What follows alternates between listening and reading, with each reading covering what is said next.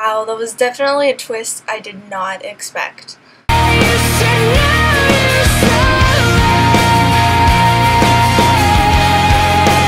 I was just thinking of all the different people that it could have been. I honestly did not expect it to possibly be whatever that guy's name is. That was a bit of a shocker. I was trying to think who was new and recently came into their lives, and I just kept thinking of Sam, because Sam was the only guy I knew, and I knew he couldn't have been the guy who they were looking for. They is Sookie and Sam, because why would Sam have gone with Sookie to search for Cindy and then, search for Drew? I should have figured it out that guy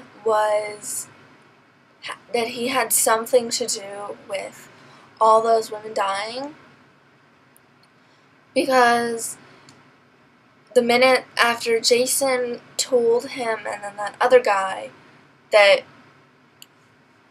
she did V, all of a sudden she ends up dead. And I didn't take that as a coincidence. And it was pretty obvious that paper was going to end up going missing or get misfiled or something, because that always happens in every single thing I've seen. I personally thought that it was Andy when they showed the hands and then the belt part where Amy was strangled. But I kind of figured that he couldn't have been the guy who murdered Cindy and was Cindy's brother, because he always talked about how he spent all his life here and how everyone knows him, and that's why they always call him Andy and not Detective. That didn't mean he wasn't the murderer. And for all we know, Drew / whatever his name is, I'm sorry, I just can't remember his name, Arlene's soon-to-be husband. That doesn't mean that he's the murderer, because, in all those next on True Blood little snippets, they trick you. They make you think one thing, and then it proves to be another. What was up with Sookie in this episode? She was talking about how she wondered why he would rather follow vampire protocols than be with her, and I was like screaming at the TV. I was so irritated and frustrated with her. It was just awful. I mean, Sookie, he had no choice. He had to go.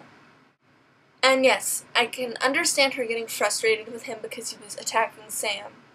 But then again, I could also understand Bill, because when Bill left, Bill and Sookie were still a couple, sort of. And Sam was with Tara, sort of. And then all of a sudden Tara just is like flung out of the picture again, all because Sookie's like... And what was up with her neck? I mean, it was only a few episodes ago that Bill bit her and it wasn't there. The bite marks were on the arm. Stupid. Tara, okay, am I the only one here? Or is that girl, the woman, foster lady, whatever, she's the one who's naked with a pig? And then at first I thought, vampire, totally. But then it says next on, and it shows her in the sun. So I'm pretty sure she's just Tara's, like, stalker. But then I also thought that Amy was Jason's stalker, and she then gets killed. I just think she was psychotic. We know that Tara's mother is insane. She clearly is still under the power of the drugs that she took, or whatever. She's clearly under the spell still. It makes me growl at the television, because why would she not bail out her daughter? I mean, the least she could do was bail out her daughter and then not let her go and live back in the house and return to the life she was leading before she had that drunken accident. Which, by the looks of it, that woman did on purpose. But, come on. She says she prays for her and then she's gonna leave her in prison. And it wasn't even prison, it was like county jail, where you're supposed to only be temporarily until you get bailed out for something stupid like DUI. Jessica, that girl is annoying. I knew something like that was gonna happen, that she was gonna turn out to be some annoying little thing, but I didn't know she'd be that annoying. I thought she'd just whine about the fact she's now dead and she couldn't see her family. No. And now I'm thinking that she might find out about Sookie and probably do something about the Sookie situation. I loved him. He looked really good in a suit. I wonder if the glamour works on fellow vampires. Probably doesn't, because I'm sure Bill would have used it on Jessica if it could work. And also, I'm pretty sure that Eric, he would have used it on Bill, because sometimes Bill's a little. In shows and movies, they always try to make you think it's one person, and then it turns out to be a completely different person. And for all we know, Drew Marshall's that one person, and then it's probably gonna turn out to be someone else. Hey, it could be Sam. All I know is that it was really gross when he did that one episode to Dawn's bed. I don't know if he's doing something that dogs do. You know, he's inhaling scent to see if you can find the killer. I don't think so, though.